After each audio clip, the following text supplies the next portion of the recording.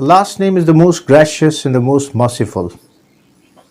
Bismillahir Rahmanir Rahim. Today, I will tell you the brief introduction of Surah AlFatiha. When we talk about the Holy Quran, so we must know that this is the message for the whole humanity. This is the last testament from Allah, from Creator and Cherisher. Today I will briefly give you the introduction of the surah, which is the first surah in the Holy Quran and revealed in Makkah. In the Meccan period, when the people, they don't used to believe that there is a creator, there is a cherisher, sustainer, and there is an existence who created this whole universe and created man. So this surah starts from the same word, all the praise to who is the cherisher and creator and sustainer, right?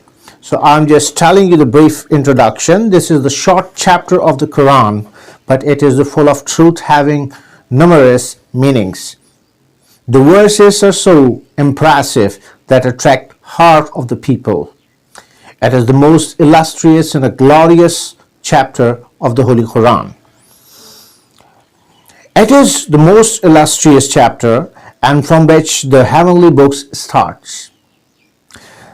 The book which changed the course of human history and gave an unique and marvelous impetus to human life by revolutionizing the thinking and perception of human beings. Such a great importance has been assigned to this chapter by the Holy Prophet Muhammad sallallahu ta'ala alaihi wasallam, that the chapter has been given the various names, and the commentators of the Holy Quran gave 40 different names to this surah. And the four of them I'm telling you. The opening, Al-Fatiha, it's meaning the opening. That is the opening of the treasure of the mercy and wisdom. Number two, the key of the secrets of the Holy Quran. Quran, the third name, the mother of the center of Quran. That is the main source of the truth of the Holy Quran. Number four, As-Sab'ul Masani, being the 7 verses chapter to be repeated time and again. The importance of the surah is that the summary of the whole Holy Quran is given in the 7 verses of Surah Al-Fatiha. In the beginning, Allah mentioned that this whole universe is not the result of the coincidence. There is a creator, cherisher, and sustainer of this universe. There is a creator of man.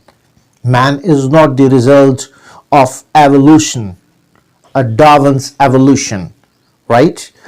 There is a creator of man, and who is Allah, who revealed Old Testament, who revealed New Testament, who revealed Psalms of David, and the final testament, the Holy Quran.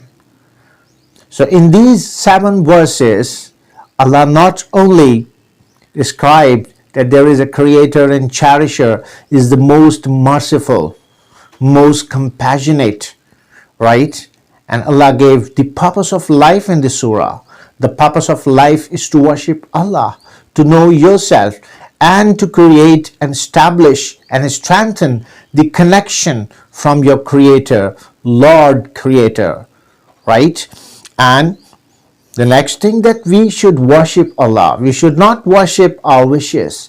We should not worship the idols.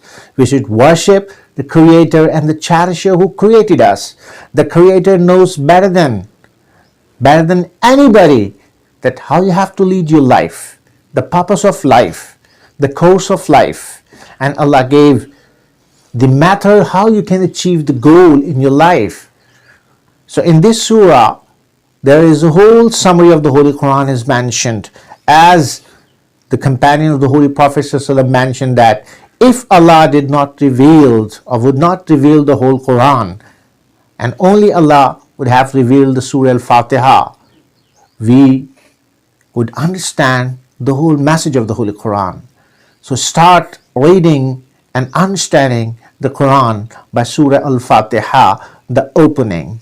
See you next time with a brief introduction of Al Quran, the final testament.